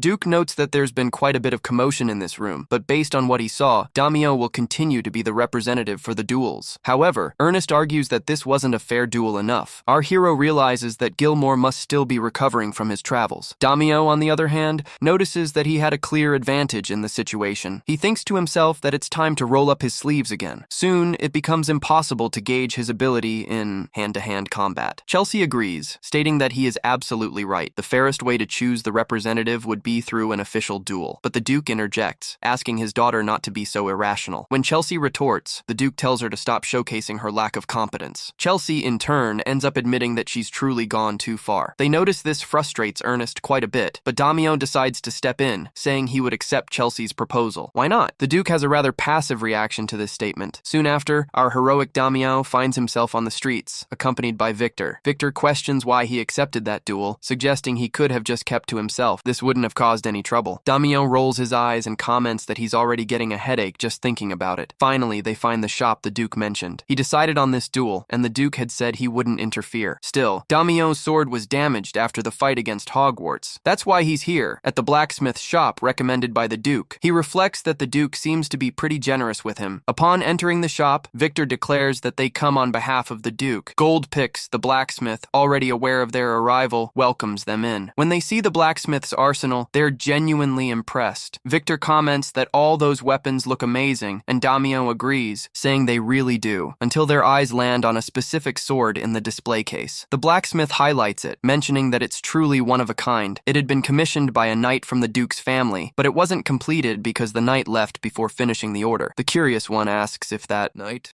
I had provided the resonant steel, the blacksmith confirmed, surprised by the boy's knowledge. Our hero thought the sword's shape resembled his favorite weapon, which had belonged to a master known as Maestro Damio. He decided he would take this sword. Then the blacksmith asked if he really wanted the sword. Damio replied that he did, since he knew that unlike other rare metals that amplify mana, the resonant steel repeats and generates waves of mana resonance. He inquired if the sword already had a name. The blacksmith replied that it did. The sword's creator had named it the Sword of 1,000 Leagues. After that, Damio decided to head back to the Duke's house. As soon as he arrived, someone approached him, asking if he had found a good weapon. It was a maid who introduced herself as Rebecca, in the service of Lady Chelsea. Rebecca informed him that Lady Chelsea wanted to speak with him in case he wasn't too busy. Our hero Damio pondered if there was really anything to discuss with Chelsea, doubting that possibility. Rebecca, for her part, remarked that it was always a mystery. He suspected that Lady Chelsea had some tricks up her sleeve and might offer something Damio really wanted. Damio thought that somehow Chelsea was playing the game of persuasion. He decided to play along with her little game. Chelsea had everything spotless to welcome Damio. Rebecca mentioned that Chelsea was already waiting for him inside. As he crossed the threshold, Damio was greeted by a, shall we say, unforgettable aroma. Chelsea, holding a glass of wine, noted that he was a bit late. She didn't hesitate to invite him in, and of course, it was no surprise that she was scheming something. Did anyone in their right mind think Chelsea wasn't up to something? Damio, slightly intrigued, asked why he had been summoned there. Chelsea responded with a sly look that he was an impatient man and suggested that perhaps they could chat after the meal. But Damio, annoyed, claimed he didn't like to waste time and challenged her to get straight to the point. Chelsea, unfazed, revealed that she had a single request. She demanded that Damio step down as representative. Damio wondered if she didn't have confidence that Gilmore would win in a duel. Chelsea clarified, almost with disdain, that Damio was nothing compared to Gilmore wielding his axe, stressing that she just wanted to preserve Gilmore's strength for the duel set for a month from now, emphasizing that it would be disastrous if either of them got hurt. Damio, reflecting, concluded that it made sense, but his curiosity led him to ask what advantages he would have if he accepted her request. Chelsea assured him that if he relinquished the position, she could offer anything she wanted. A noble like her, with her wealth, had access to everything. Money, fame, it was all at her fingertips. Damio, not hiding his disdain, found her utterly arrogant. Chelsea even mentioned that it would be beneficial for him to maintain a good relationship with the future Duchess. Before her was an hourglass that marked the time, and that time was about to run out. As it did, the aroma grew even stronger. The magic in the air pushed Chelsea to urge Damio to step out of the representative's car, but Damio stood firm, declaring he wasn't willing to do that. Chelsea, completely baffled, questioned what he meant. It didn't make any sense. Damio noticed Chelsea starting to panic, as the Alluri scent didn't seem to affect him. The Alluri's aroma, a type of dark magic, provoked affection and attraction, often used to manipulate those exposed to it. Damio, already familiar with dark magic from his past life, recognized the scent the moment he entered the room. With such concentration, a person would typically become the other's slave in about an hour, but thanks to the power of greed he possessed, he simply absorbed it all as if nothing had happened. Then, Damio stood up and demanded to know what didn't make sense. Chelsea questioned why he was refusing. She guaranteed she could give him everything he wanted, but Damio reassessed his stance and insisted he didn't want anything from her. However, the happiness he seeks for his family is something she simply can't provide. Flustered, Chelsea asked what could be so hard to achieve. Damio, in turn, revealed that his greatest wish is his family's happiness. With that, he prepared to leave. He asked Chelsea to let Guilherme know to get ready for the upcoming duel. duel. Chelsea remarked that he really values his family, huh? Then she suggested it could be said differently. She claimed if he didn't leave his position as a representative, she would send someone to crush his damn little, house. At that, Damion lost his patience and lunged at her, gripping Chelsea by the neck. Almost breathless, she asked how he dared to touch her. The protagonist, determined, prepared to do whatever it takes. When the guards entered the room, he immediately released Chelsea and drew his dagger, but not to kill. He just wanted to scare everyone. He instructed them to hurry and take a potion so they wouldn't die, and made it clear to Chelsea Gold that while he was there, he would restrain himself because of the Duke. But if she crossed the line, there will be consequences. He warns that if she goes after his family, she'll witness the worst this world has to offer. Chelsea, utterly terrified, hangs on to his words. Sometime later, Rebecca arrives and asks if Chelsea is okay. Chelsea swore she would kill that guy, so she calls out for Mustang and Fire, wondering why the dark magic spell didn't work on that kid. Mustang, looking puzzled, admits he's not sure. Maybe he just has a high resistance to dark magic. Furious, Chelsea has already broken Mustang's glasses and demands to know where Gilmar is. Mustang replies that he's probably at a tavern, resting after the trip. He's likely chilling and having a drink. Chelsea asks if he's getting drunk before the duel, and questions Mustang if he really thinks Gilmar will beat Damion. Mustang, with conviction, says yes, he will win. He's the pride of Yura. He's never seen a knight as well equipped with a black gem as Gilmar, and he soon urges patience, saying the folks from Yura are on her side. Chelsea warns him to better keep that promise, or he'll be the first to die. Meanwhile, Damion listens in on every word of the conversation, and thus ends another chapter of this story. Hey guys, I hope you enjoyed it. Don't forget to hit that like button and subscribe to the channel. It really helps us out!